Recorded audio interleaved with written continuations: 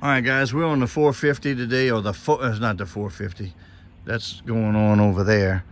The 4x4 is right here. We got it out running.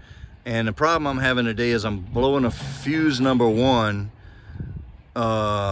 when I go to turn blinkers on, or if I go to turn on the hazards. So I took the grill back down. We're trying to chase possible things that could be shorting. All of the wiring looked good in here. And I got headlights, high and low beam, and I have running lights on all 4 corners. But blinkers and hazards I do not have. The fuse that we're blowing is the number 1 fuse, and I'll show you right here on the journal. It's the number 1 fuse right here. And that is number 1, 20 amp, turn and hazards. So whenever you would do the turn and hazard, it would instantly blow that number 1 fuse. All right, so and that number 1 fuse is this blue one at the top. It's supposed to be a 20. I'm out of 20s because I've burned up a bunch of them testing it. So I got a 15 in there now. So thought we had a problem possibly with the multifunction switch. I had a spare. I threw it on quick just to save me from having to crawl around under the truck. That didn't make any difference. You go to do turn signals, it would pop. You do the hazards, fuse would pop. So we went to the back, and back here, we got the bumper off because we're changing that. So you'll see 2 plugs back here. This actually is the license plate lights, but terminating in the end of the C channel is this square plug, and it has bigger wiring. So the bigger wiring is going to your trailer connectors. The little round style plug is smaller diameter wiring, and that is going to tail lights, license plate lights, and running lights and all that on the back of the truck. So I unplugged all of the lights back here and went back up and checked it. I'm still popping fuses. So you'll see a little bit later in the video what we unplugged, but the two harnesses here follow here. They pass by the fuel tank, they go up, they pass behind the fuel pump, and then in the front they terminate. They go vertical and terminate on the inner fender well. I don't have a light, and I believe I got footage of this, but underneath your master cylinder down here, you'll see 4 plugs. The first 2 are transmission and fuel. I don't know which one's which, I don't remember. But the last 2, or the 2 to the back of the truck, are truck tail lights and 7-pin, basically the other end of the harness that I showed you, the 2 plugs on the back. So I unplugged those 2 that feed the harness going down the back. And at that point, put a new fuse in and tested it. I had all my lights working on the front, and of course nothing in the back because we got all of that unhooked. So that told me that the harness on the back was good because we unplugged that and we still were popping fuses. We unplugged the feed that goes all the way to those harnesses from the fender well, the 2 lines, and now we got working lights. So that tells me that the wiring in the front is good. That tells me that the dash and the switches and the flasher is good. So the problem we have is in that line that feeds the back. So we've isolated the problem. Again, it looked all loomed up and no rub marks. Everything was anchored and routed properly all the way up to here, where the lines go up to tie into their plugs on the fender well. There was a bunch of electrical tape. So I'm thinking that's going to probably be suspect. So let's get into it and fish that out to the side of the truck where we can get a good look at it, undo the electrical tape, and see what happens, see what we find. All right, guys, I got this is the harness that on your inner fender underneath the master cylinder. You have 4 plugs side by side. That is transmission, fuel tank, that kind of stuff. And then these 2, it's this style of plug here, but you'll see 4 of them on the fender, all in a row next to each other. And that's going to be transmission, fuel tanks, and then the smaller wires right here are for the truck tail lights, And down below, the fatter wires are go all the way back to the 7-pin connector by the back bumper inside the C channel. So this truck we've been working on has had no blinkers. Anytime you try and do blinkers, it's blowing the fuse. You can do a left blinker, but the right blinker or the 4-way flasher instantly trips the fuse. So I disconnected everything off the back of the truck, and I'm still popping the fuses, so it's not any of the harness that's in the back of the truck. Got good loom and good placement of the wire. So I got all the way up to where this goes from the C channel up to the inner fender. And let me see if I can show y'all right quick. I hate to walk around with the iPhone. I'm going to make y'all car sick. But if you get up in here, and you can see those 4 right below the blue thing, you can see them. So the front 2 is fuel tank and transmission. And then the 2 that are under the blue can right there are the 2 that we got disconnected. So that's all tail lights and trailer light harnesses. So I don't know if it was chafing or damage when they maybe did an engine swap or something, or if it was rodents. But you can see on here, get it right there, we got a naked spot. And all they did was electrical tape it, so it looked like this right here. And the heat and the oil and all that just eats this electrical tape up. So I'm assuming these open air butt connectors, which are, you know, prone to corrode and let oil and stuff in because they're just not sealed up. And then probably some more monkery with these, you know, taping up chafed wires. So what I'm going to do is go wire by wire. And where the chafing is, if the wire's still good, I'm going to put some liquid electrical tape on it. That holds up a little better to wear and tear on chafing. If it's real bad, I'll cut it out and splice it. And then I'm going to change these style of connector right here to this style, which I like to use. These crimp the same way, but the ends are heat shrink. So once you get this done, especially, you know, if you're in the cab and you're hooking up a radio or something, you can use these. But outdoors or under the hood where heat and oil and rain and all that's going to get, go with these heat shrink ones. You can get a whole pack of them from Amazon for very little money.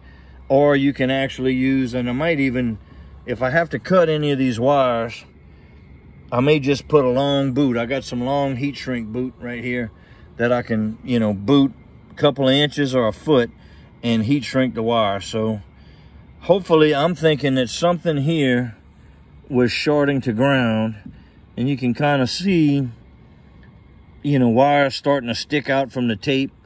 So that's just poor splicing. You know, if you're in a jam, you're on the trail, you want to get back home, that's all right. But once you get home, man, fix this, because this is just going to cause you trouble. So we're going to be worrying about undoing this, and I'm going to save you from just watching all the tape peeling, and I'll show you what we got in a minute. Okay, guys, so this is how the liquid electrical tape comes out. And sometimes you need to put a little bit and make it, let it dry, and then come back. So I untaped this yellow one, and this wire right, here we go. All right, I untaped this yellow one, and it looks like it got pinched. So what I'm gonna do here is cut this. And there was an area right up in here that they had taped off. And it looks like maybe, I'm trying to look around the phone. Looks like maybe it rubbed or something, but the insulation doesn't appear to be broken. So I'll probably put a little heat shrink tube up there. And because of this one, the way it is, come on, focus, damn it. I'm just gonna cut it and put a butt connector in there because I'm doubting the integrity of the copper right here. It looks like it took a lick. All right, guys, I just wanted to show you I'm about halfway through. So I'm using these little clips to hold it, to show the wires that I've already addressed. This one had a bunch of tape on it. So I just booted it with this for the chafe marks. Some of them have the liquid electrical tape, which I'll probably come back and put another round on before I'm done. And some of them are just crimp connectors, and I'm gonna heat shrink everything at one time. So I don't have a stand today to film as I'm going, but I mean, most of it is just undoing electrical tape and inspecting wires. So not really a great adventure, but I'll show you how it looks when we get it done. All right, this is the last wire. After pulling about a half a roll of electrical tape, this is what the last one looked like. So we went everywhere from chafing to, you know, like impacts, kind of like this one here, to whatever this is, which has got a bunch of broken wires. So we're gonna have to cut and splice these two, probably in two places. Great electrical wiring.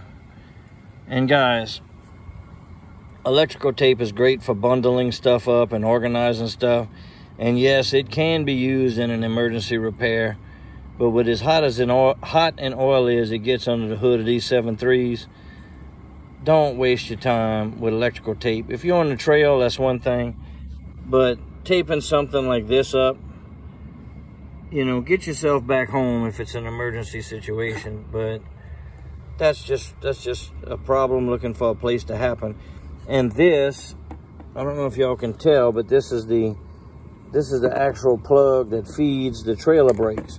So this blue wire is the trailer brake wire, and it's very heavy because of the draw the brake magnets pull, or the, you know, whichever, if you got electric over hydraulic or magnetic type brakes. But how great do you think your brakes are going to work with this kind of crap? I tell you, you know, you got to do what you got to do sometime. But some of the stuff I see people do, it's like, people, if you're gonna take the time to do a repair, it doesn't take any more time to do it right than it does to do it half-assed. And if you do it half-assed, there's a 80% chance you'll be doing it again. Do it right the first time. Be safe, save your money, and save your time. All right, let me, I'm gonna fix this last wire, and then I'll show y'all everything heat shrinked up and reloomed and all. All right, this is what we got. Just gonna kind of go up the line here. So anything that had a traditional butt connector got heat shrunk. Might have to hit that again. And got reconnected with a heat shrink connector. Some of the ones that you see with this white tube on them, that's heat shrink tube. So if they had some chafing and they had to get cut, we slid the tube on there. I had to do both sides of this one. There really wasn't a whole lot of damage to that. Replaced a section of that blue wire that I showed you, and then a couple of layers of liquid electrical tape on these. Again, you can see we got heat shrink butt connectors and heat shrink tube on some. So if we had chafing and we didn't need to cut it because the copper looked good, like these, we just used liquid electrical tape on them. So if we had to cut them and we had any chafing issues, we slid the heat shrink tube on them. But I'm not going to cut them just to put heat shrink on if the copper's still good, because if the integrity of the copper's good, every time you cut and put a butt connector, you're creating another possible weak point. So that's pretty much it. I'll show you. That's how I got it kind of stuck out from under the truck right there. So I'm gonna lace all this back up and loom it, and that should fix our short issue that we've been chasing on here. So let me get to looming and I'll come back and show y'all that. All right, guys, that wraps up this. We got everything loomed up and taped up right here. We got our split for the two separate lines, and then goes back into the factory loom. So only thing I need to do now is get back under the truck, snake it back under the fender and plug it back in, and test and see if that fixes our fuse blowing problem. All right, guys, if you're watching some more on this particular playlist, we'll see you in a few minutes. If you're just watching this little quickie on finding and chasing wires, we appreciate you watching. Hopefully you got something out of it. That's it for now. We did the loom up, all the repairs, and reloomed everything and plugged it up. We got all lights working, no fuses are blowing, so that was our problem. And so on to I got to get the grill back on here, so on to the next stuff. I'm not going to sit here and video the grill. Y'all already saw some of that. So that's one of the potentials you're going to find in these old trucks is you're going behind a whole bunch of other people that have been playing around in there, and some of them do good work, some of them don't. But electrical tape is not a repair. It's more for bundling stuff or an emergency repair. So take the time and use some heat shrink, liquid electrical tape, or heat shrink crimps. If you're in the cab, the heat shrink crimps don't really matter because there's no moisture in there. But under the truck and in the engine compartment, you'll save yourself a lot of headache if you just do it right the first time, and you won't have to be back revisiting it. So we got a few other things to do on this. Hopefully you guys enjoyed it. Thanks for watching. And if you're watching the playlist, sit tight and we'll be back on to the next thing here in a minute.